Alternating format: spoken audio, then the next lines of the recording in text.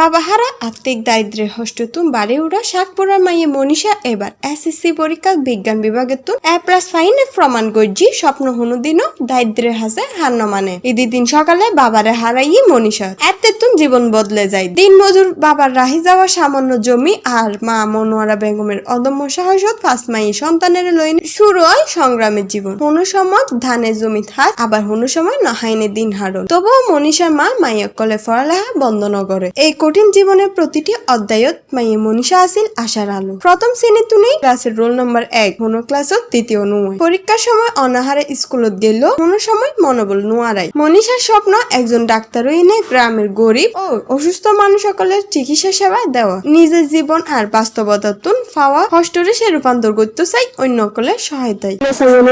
আমি হাজী মোহাম্মদ জানি আলম উচ্চ বিদ্যালয় থেকে এসএসসি পরীক্ষা দিছি।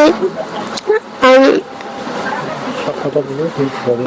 স্বপ্ন হচ্ছে আমি ডাক্তার করবো ইনশাআল্লাহ। তাই আপনারা যদি আমার পাশে থাকেন তাহলে আমি আমার স্বপ্ন পূরণে এগিয়ে যেতে পারবো ইনশাআল্লাহ। আরা আসি বেগনে আরা আসি তো সিনেরিগো তোর যতদিন।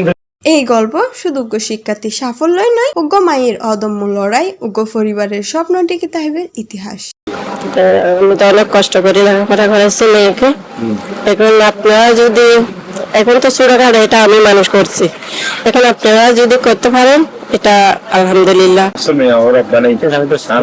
পরিচিত জন আছে এখন এই আমরা মেয়ের কেন মানুষ গিয়ে এলাকা চিন্তা করি কি তাই তাহলে অভিভাবকের আরো ব্যাপক খুশি এলাকাবাসী ব্যবস্থা থাকতেও আমার মারা আরা আশ্বাস দিক এবং আরা এলাকাবাসীর পক্ষ থেকে আমরা ব্যাপগুণে খুশি।